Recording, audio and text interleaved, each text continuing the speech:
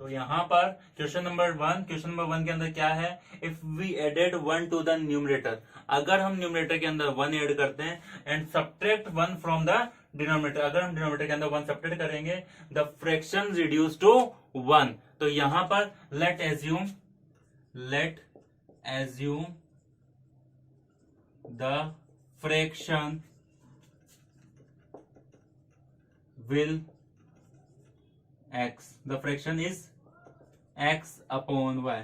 तो जो फ्रैक्शन है वो हमारा x अपॉन y की फॉर्म के अंदर है, और उसने बोला है यहां पर अकॉर्डिंग टू क्वेश्चन, ये हम कभी कभी लिख सकते हैं आराम से, क्वेश्चन की स्टेटमेंट जो है उसके अकॉर्डिंग क्यों। ओहो ओके, तो यहां पर जो स्टेटमेंट है उसके अकॉर्डिंग क्या है कि अगर हम 1 ऐड करेंगे न्यूमरेटर के अंदर, तो न्यूमरेटर के अंदर अगर मैं 1 ऐड कर रहा हूं, that means x upon 1 and 1 is subtract from the denominator, और डिनोमिनेटर में 1 सब्ट्रैक्ट कर रहा हूं, तो यहां पर जो फ्रैक्शन है वो रिड्यूस होकर के कहां पहुंच रहा है, वो 1 में पहुंच रहा है। कहां पहुंच रहा है, 1 के अंदर। क्लियर। तो यहां पर दैट इज, अब इसको इधर की तरफ मल्टीप्लाई कर देंगे, तो x plus 1 equal to y minus 1। Clear. तो यहां पर x minus y equal to minus 2, that is equation number 1। कोई प्रॉब्लम नहीं है। क्लियर। अब वो बोल रहा है यहां पर इट बिकम्स 1.5, अब ये 1.5 बन जाता है। कब बन जाती है ये फ्रैक्शन 1.5 बन जाती है जब यहां पर हम डिनोमिनेटर के अंदर 1 ऐड करते हैं। तो यहां पर उसने क्या बोला है कि अगर हम डिनोमिनेटर के अंदर 1 ऐड करते हैं तो हमारा जो फ्रैक्शन है वो 1/2 बन जाता है। साफ बोल रहा है उसने। क्लियर, कोई टेंशन नहीं है। इसको इधर और इसको इधर, तो 2x minus y equal to 1। ये चीज समझ में आई है नहीं भाई, y प्लस 1 इधर की तरफ चला गया, तो यहां पर 2x minus y equal to 1, और ये जो इक्वेशन है, ये इक्वेशन यहां पर आ जाएगी। क्लियर। तो हमारे पास में, क्लियर, ओके, तो यहां पर जो फर्स्ट इक्वेशन है वो है मेरे पास में x minus y equal to 2, और सेकेंड इक्वेशन है हमारे पास में 2x, यहां पर लिख देता हूं। सेकेंड फर्स्ट इक्वेशन क्या है, x minus y is equal to minus 2। ये मेरे पास में फर्स्ट इक्वेशन थी, ये सेकंड इक्वेशन थी, कोई प्रॉब्लम नहीं है। यहां पर माइनस किया, यहां पर माइनस, ये प्लस और ये प्लस, कोई प्रॉब्लम नहीं। ये दोनों एक दूसरे से कट आउट हो चुके हैं। क्लियर। बचेगा क्या, 2x में से x गया, कितना बचा, सिंपल x, और ये 1 और ये 3, तो x की वैल्यू कितनी आ गई, 3। तो x की वैल्यू जब 3 आ गई तो हम यहां पर या यहां पर कहीं पर भी डाल देंगे। तो मैंने यहां पर डाल दी, x इक्वल टू 3 रखा, minus y equal to minus 2, इधर की तरफ भेज दिया, तो minus y equal to minus 5। तो y की वैल्यू कितनी आ गई, y की वैल्यू आ गई 5।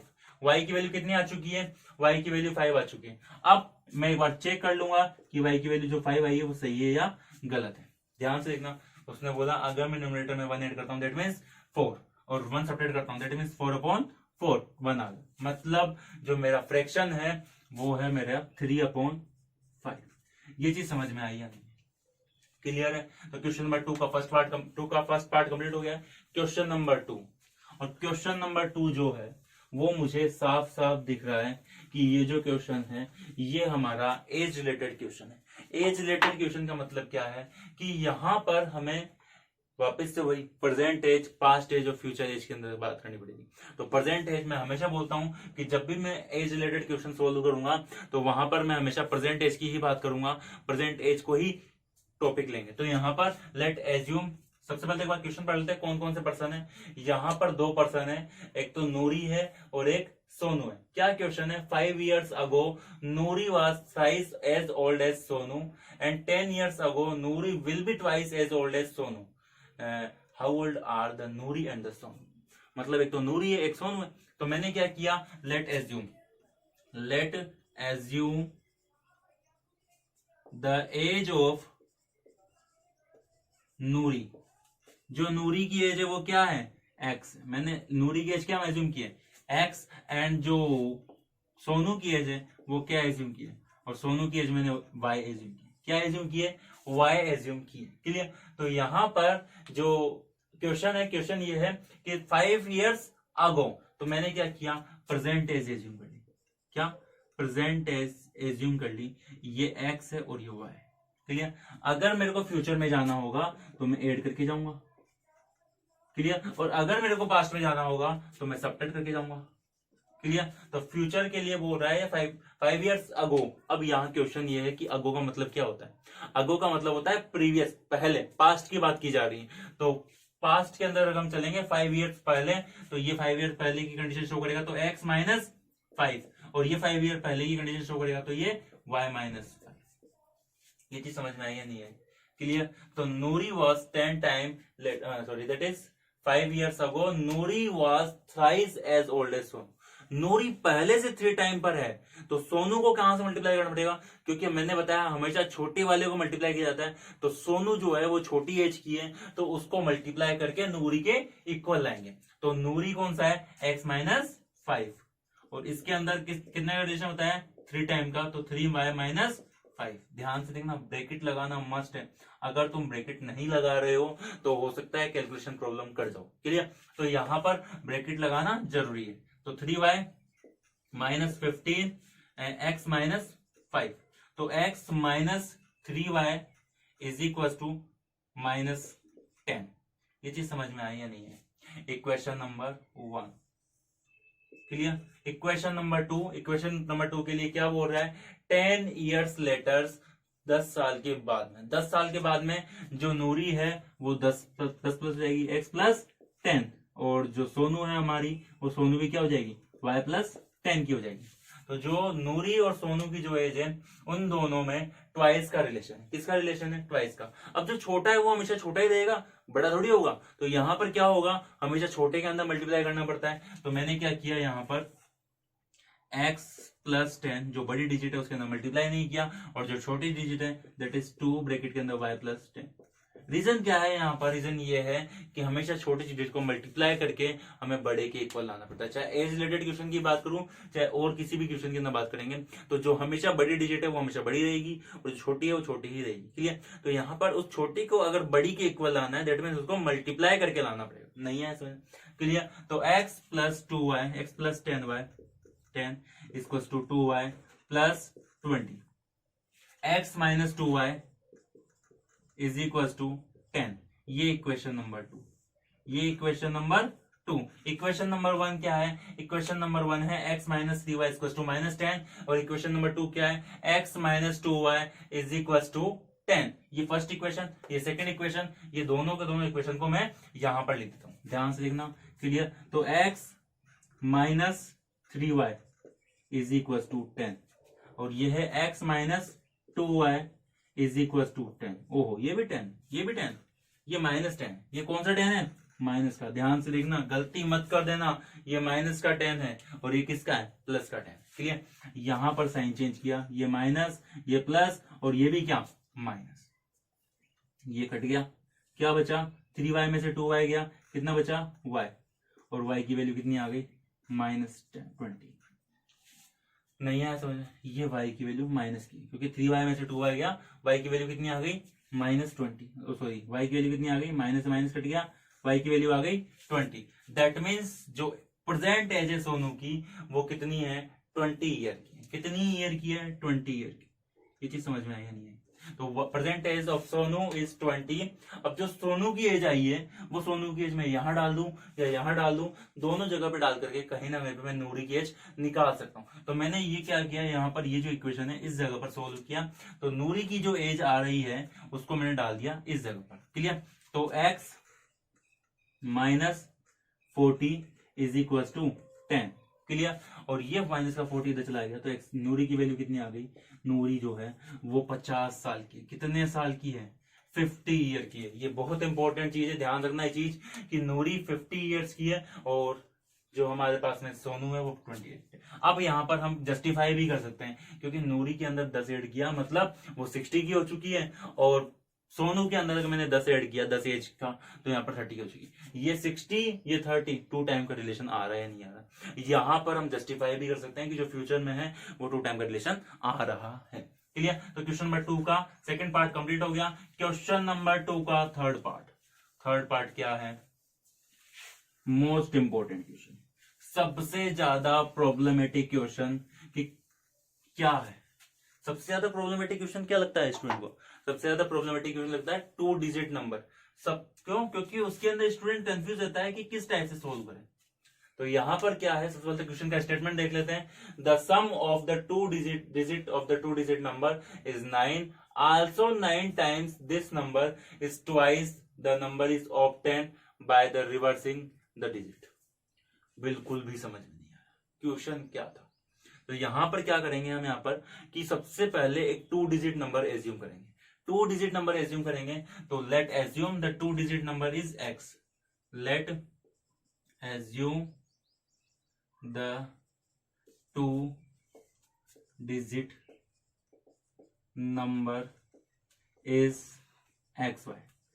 xy क्यों एज्यूम किया, ध्यान से देखना। फर्स्ट डिजिट क्या है, x है, और सेकंड डिजिट क्या है, y। अब होता क्या है यहाँ पर, कंफ्यूजन यहीं पर पैदा होना स्टार्ट हो जाता है कि जो हमने एक्स वाई एज्यूम किया है, क्या ये एक्स वाई सही है क्या, या फिर क्या करें। तो यहां पर जो मैंने 2 डिजिट नंबर एज्यूम किया है that is in the form of 10x plus y।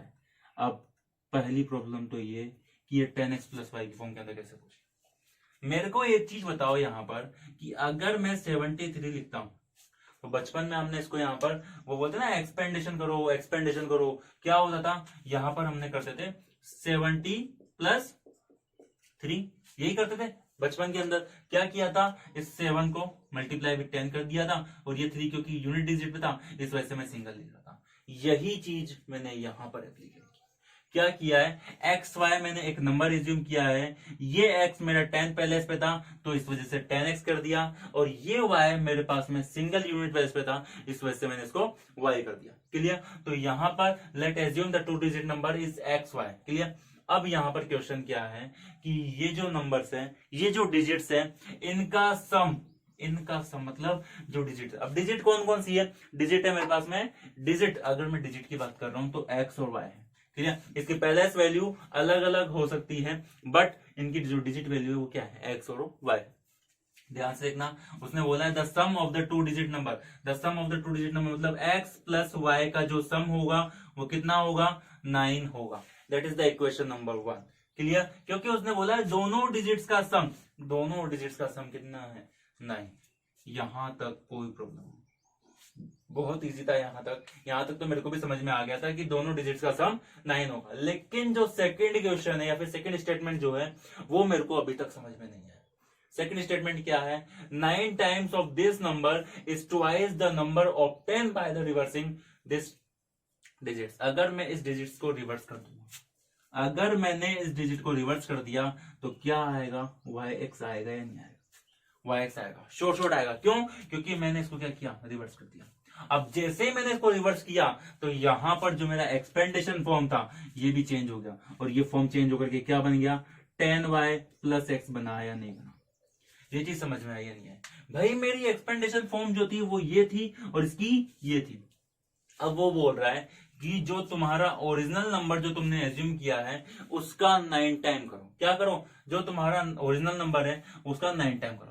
तो मैं क्या करता हूं, अगर मैं रफ के अंदर बात करूं तो इसका मतलब ये है कि जो भी नंबर है जैसे मान लो यहाँ पे मैंने एज्यूम किया 36, 47, 52 जो भी है उसका 9 टाइम करना पड़ेगा, और जो रिवर्सिबल है उसका 2 टाइम करना पड़ेगा, तो रिलेशन आ जाएगा।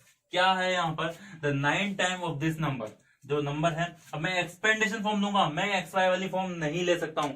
अगर मैंने एक्स वाई वाली फॉर्म ली और उसको 2 टाइम और 9 टाइम का रिलेशन शो किया तो ये इस टाइप से शो होगा। ध्यान से देखना, 9 time of this number x y is equal to the 2 time of this reversing of the digits. यहां तो मैं फंस गया। क्या फंस गया कि भाई 9xy और 2xy जो कि x और y के फॉर्म के अंदर नहीं आएगा। तो यहां पर हम ये चीज नहीं कर सकते। हम क्या करेंगे, ये जो xy है या फिर ये जो yx है यहां पर इनके एक्सपेंडेशन फॉर्म लिखेंगे। तो पहली बात ये चीज मत कर देना एग्जाम के अंदर, ये चीज हमारे को अपने ब्रेन के अंदर रखनी है कि 9 time of this number equals to 2 time of this reversing of this digits. Clear. तो यहां पर हम क्या करेंगे, इसके इस वाले एक्सपेंडेशन फॉर्म के वाली वैल्यूज देंगे। तो 9 time of this number, 9 time of this number मतलब 10x प्लस y। समझ में आया नहीं आया, क्लियर, ओके। और 2 time of the reversing of the digits, reversing of the digits में क्या है, 10y प्लस x। ये ही चीज इंपॉर्टेंट है, इसके अलावा इस क्वेश्चन में कुछ भी नहीं है, बिल्कुल एक हलवा टाइप क्वेश्चन हो चुका है। क्लियर? तो यहां पर 90x plus 9y is equal to 20y plus 2x। ये चीज समझ में आया नहीं आया? क्लियर? तो 90 minus 90x minus 9 plus 9y plus 20y plus 2x। इस 2x को मैंने इधर की तरफ ट्रांसफर कर दिया, दैट इज 88x। कितना बन गया? 88x। हाँ या ना? क्लियर? और यहां पर इसको मैंने इधर की तरफ ट्रांसफर कर दिया, दैट मीन्स ये कितना आ गया? ये आ गया मेरे पास में 11y। कितना आ गया? 11y। और मैंने इसको काटने की और कोशिश कर ली, तो यहां पर 8x is equal to y आ गया। क्या किया है यहाँ पर? क्या प्रॉब्लम हो गई? यहाँ पर मैंने इसको 11 से कट किया है, ओनली क्या किया है? 11 से कट किया है। अब मेरे को तो ये चीज समझ में आ चुकी है। अब मैं क्या करता, अगर मेरे पास में बाउंडेशन नहीं होती कि भाई इसको एलिमिनेशन से सोल्व करो, तो मैं इसको सब्स्टिट्यूशन से इजी में सोल्व कर सकता था। लेकिन अब प्रॉब्लम ये है कि मेरे पास में बाउंडेशन है, तो मैं क्या करूंगा? यहाँ पर इसको एलिमिनेशन सोल्व करूंगा। ध्यान से देखना, एलिमिनेशन से कैसे सोल्व करूंगा। क्लियर? तो यहाँ पर x plus y equal to 9। Clear? और यहां पर लिखूंगा that is 8x minus y is equal to 0। ध्यान से देखना, बहुत इंपॉर्टेंट चीज। यहां पर ये डिजिट इधर की तरफ शिफ्ट होते ही यहां पर क्या बन गया? 0 बन गया। क्लियर? अब यहां पर ये चीज समझ में आए? क्लियर? तो 8x और 1x 9x, और ये कितना बन गया? 9। हाँ या ना? क्लियर? और ये बन गया, x की वैल्यू कितनी आ गई? x इक्वल टू 1 आ चुका है। और ये जो x की वैल्यू है यहां पर डाल दी, तो y की वैल्यू कितनी आ गई? y की वैल्यू आ गई 1। x की वैल्यू कितनी? 1। और y की वैल्यू कितनी? y की वैल्यू 8। y की वैल्यू कितनी आ गई? 8। ध्यान से देखना, जल्दीबाजी नहीं करनी है। x इक्वल टू 1 यहां डाला, तो 9 में से 1 गया 8। तो मेरे पास जो नंबर आया है वो नंबर आया है 18। कितना आया है? 18। और अगर मैं इसको रिवर्सिबल करता हूं, that means that is number is 181। हाँ या ना?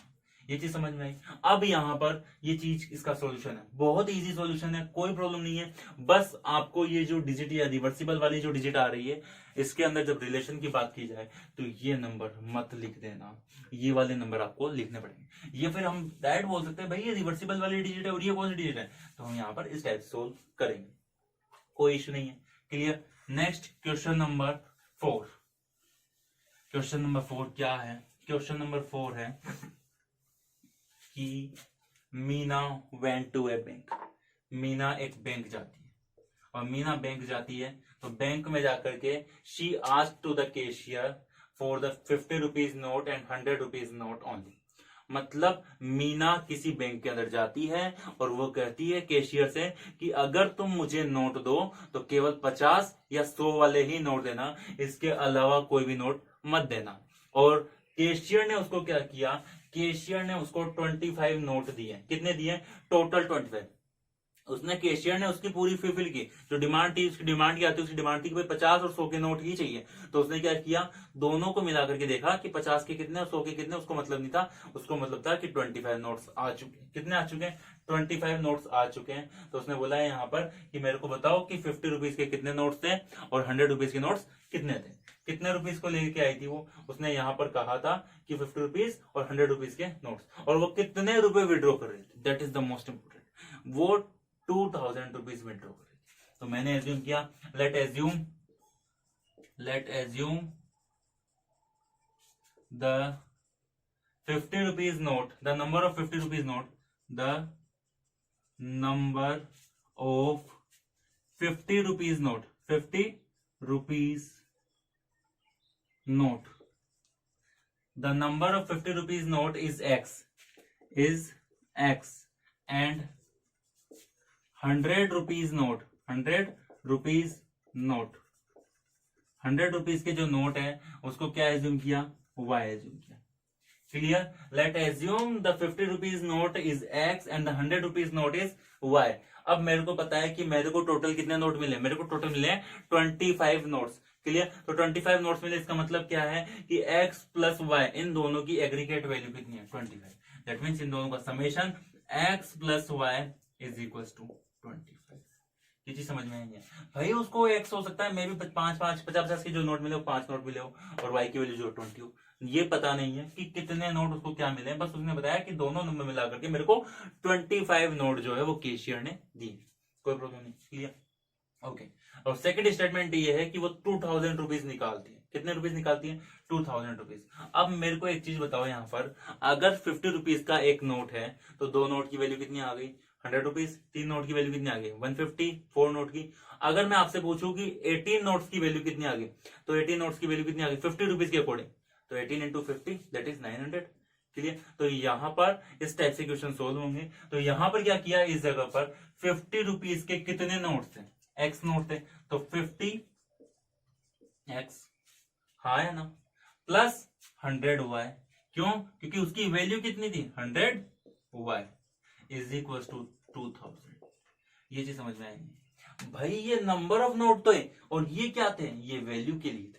तो यहाँ पर इस जगह पर ये चीज है। अब कोई प्रॉब्लम नहीं है भाई, 50 से मैं क्या कर रहा हूँ 50 कॉमन ले रहा हूँ इस जगह पर। इक्वेशन 1 से 50 कॉमन ले लिया, क्या बचा, x plus 2y is equal to that is 40, हाँ या ना, clear. Equation 1 x plus 2 x plus y equal to 25, x plus y equal to 25, that is the equation 1, और that is the equation 2, x plus 2y equal to 40।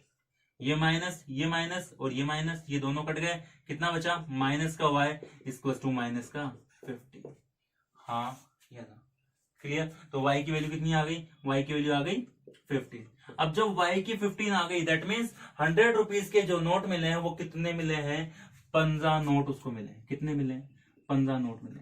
और जो x की value आ गई, वो x की वैल्यू कितनी आ गई, 10, क्यों भाई, इक्वेशन 1 के अंदर डाल दिया, तो इक्वेशन 1 से डालने पर x की वैल्यू कितनी आ गई, 10। इसका मतलब उसको x वाले कितने नोट मिले हैं, 10 नोट मिले। ध्यान से देखना, अगर मैं बात करूं तो इस टाइप से क्वेश्चन सोल्व होगा, क्वेश्चन नंबर 4। नेक्स्ट है क्वेश्चन नंबर 5, और क्वेश्चन नंबर 5 क्या है, दैट इज वापस से अगेन फिक्स क्वेश्चन पे चल रहा है। फिक्स क्वेश्चन क्या है देखते हैं, ओके। तो सबसे पहले लाइब्रेरी वाला क्वेश्चन है। लाइब्रेरी वाले क्वेश्चन के अंदर क्या है कि एक लैंडिंग लाइब्रेरी है, उसने फिक्स चार्ज लिया है पहले 3 दिनों के लिए, और फिर उसके बाद में वो एक्स्ट्रा ईच डेज कैलकुलेट करता है। क्या मतलब है यहाँ पर मतलब सीधा सा ये है कि अगर आप किसी लाइब्रेरी के अंदर जा रहे हो और वहां पर आप किसी चीज को परचेज कर रहे हो, फिर किसी चीज को लैंड पे ले रहे हो, किसी बुक को, तो वहां पर क्या होगा, उस जगह पर आपको पर्टिकुलर डे के लिए तो फिक्स चार्ज देना पड़ेगा। मतलब अगर मैं 3 दिन के लिए 4 दिन के लिए लेता हूं, तो उसने बोला है यहाँ पर कि 3 दिन का तो फेयर फिक्स है, उसके बाद में एक्स्ट्रा डे का extra day by day calculate होगा, क्लियर। तो यहाँ पर क्या हुआ, उस जगह पर उस केस के लिए हमें क्या बोला गया है कि मेरे को 25 दैट इज सरिता ने 27 रुपीज पे किए थे 7 दिनों के लिए, कितने दिनों के लिए, 7 डेज के लिए। तो मैंने क्या किया, फिक्स चार्ज, जो हमारा फिक्स चार्ज था वो उसको एज्यूम किया, that is x. Fix charge क्या था, एक्स था, और जो वेरिएबल चार्ज था या फिर particular day by day charge था, जो डे चार्ज था, फिर बोलता हूँ वेरिएबल चार्ज जो था, वेरिएबल का मतलब क्या है, डे चार्ज, यहाँ पर डे चार्ज समझ में आ जाएगा, क्लियर। तो डे चार्ज जो था वो मेरे पास में क्या था, वो मेरे पास में वाई था, कितना था, वाई था। फिक्स चार्ज कितना था, एक्स था, और डे चार्ज कितना था, वाई था, क्लियर। अब यहाँ पर उसने बोला है 7 दिन के लिए सरिता बुक लेती है और उसको 27 रुपीज पे करने पड़ते हैं। 7 डेज के कितने पे करने पड़ रहे हैं, 7 डेज के उसको 27 रुपीज पे करने पड़ रहे हैं। और वहीं पर दूसरी है एक शोशी नाम से, उसको 5 डेज के कितने, 5 डेज के 21 रुपीज पे करने पड़ते हैं, कितने रुपीज, 21। क्वेश्चन में साफ बोला है कि जो फिक्स चार्ज है वो 3 दिनों तक एप्लीकेबल है, मतलब 3 दिनों तक आपका फिक्स चार्ज ही लगेगा, और डे चार्ज जो है वो 3 दिन के बाद काउंट होगा, क्लियर। तो इसका मतलब ये है कि 7 दिनों के लिए x plus that is 4y। क्यों भाई 4y क्यों आया, क्योंकि यहां पर 3 दिन का तो फेयर फिक्स हो गया, बचा कितना, 4 डेज का, तो x plus 4y equal to 27। ये चीज समझ में आई या नहीं आई, बहुत इजी थी, क्लियर। और यहां पर सेकंड इक्वेशन थी x plus 2y is equal to 21। यहां तक कोई प्रॉब्लम नहीं, ये माइनस और ये माइनस, दैट इज 4 में से 2 गया, 2y is equal to 6। y की वैल्यू कितनी आ गई, y की वैल्यू आ गई 3, मतलब उसका जो वेरिएबल चार्ज था या फिर डे बाय डे का जो चार्ज था वो 3 रुपीज का था। कितने रुपीज का था? 3 रुपीज का था। हाँ या ना? क्लियर। और जो उसका variable sorry that is the fix charge, जो उसका फिक्स चार्ज था वो यहाँ पर वैल्यू डाल देंगे। यहाँ पर किसके अंदर? इक्वेशन 1 या इक्वेशन 2 के अंदर। इक्वेशन 1 ये रही, इक्वेशन 2 ये रही। इस जगह पर वैल्यू डाल देंगे तो x क्लियर प्लस 3 टू जा 6y sorry 6 is equal to 21। हाँ या ना? इसको इधर तक भेज दिया तो x की वैल्यू कितनी आ गई? 15। मतलब जो मेरा फिक्स चार्ज था वो कितने का आ गया? जो मेरा फिक्स चार्ज था वो 15 रुपीज का आ गया। और जो वेरिएबल चार्ज था या फिर डे बाय डे चार्ज था वो 3 रुपए का आ गया। मतलब 3 रुपए पर डे के अकॉर्डिंग मेरा चार्ज हो रहा है। क्लियर। तो क्वेश्चन नंबर 2 इसका 5th क्वेश्चन कंप्लीट हो चुका है। नेक्स्ट ओके तो यहां पर एक्सरसाइज नंबर 3.4 कंप्लीट हो चुकी है। ठीक है। तो अगर सबसे पहली बात मैं आपको समझा दूं एक चीज कि हमने क्या किया है, हमने क्लास 8th से लेकर के क्लास 9 क्योंकि ऑनलाइन पढ़ा है तो ऑनलाइन में मुझे पता है समझ में नहीं आता बिल्कुल भी। क्लियर। और 8th में भी हमने क्या किया, हमने एक टाइप से कि भाई बिना एग्जाम दिए हुए प्रमोट हुए। तो यहाँ पर क्या हुआ है कि आप 8th से डायरेक्ट 9th और 9th से 10th में आ चुके हो। आपके अंदर जो मेच्योरिटी है वो 8th या 9th की है। हमें क्या करना है, उस चीज को 8th या 9th वाली चीज को 10th तक लेके जाना है। तो सबसे पहली बात हमारे को क्या करना पड़ेगा, हमारे को थोड़ी मेहनत एक्स्ट्रा करनी पड़ेगी। क्यों? क्योंकि हकीकत में मेहनत की जरूरत है। ऐसा कोई भी काम पॉसिबल नहीं है कि अगर आप मेहनत करो और आपके नंबर नहीं है। वीक से वीक स्टूडेंट मैथ्स के अंदर 100 आउट ऑफ 100 स्टूडेंट इसको करते हुए देखा है मैंने खुद बता सकता हूँ कि एक स्टूडेंट था जो कि बिल्कुल बाकी अदर सब्जेक्ट जैसे बोल सकता हूँ हिंदी, संस्कृत या फिर उसकी जो इंग्लिश थी वो बहुत वीक थी, लेकिन उसने मैथ और साइंस के अंदर एक अच्छा स्कोर करके एक बहुत अच्छी परसेंटेज बना करके वो निकल गया। और अभी वो इस वक्त शायद IIT रुड़की में है। क्लियर। तो यहाँ पर हमें इस टाइप से मेहनत करनी है कि वो स्टूडेंट की जैसे ही क्लियर करना है हर एग्जाम को।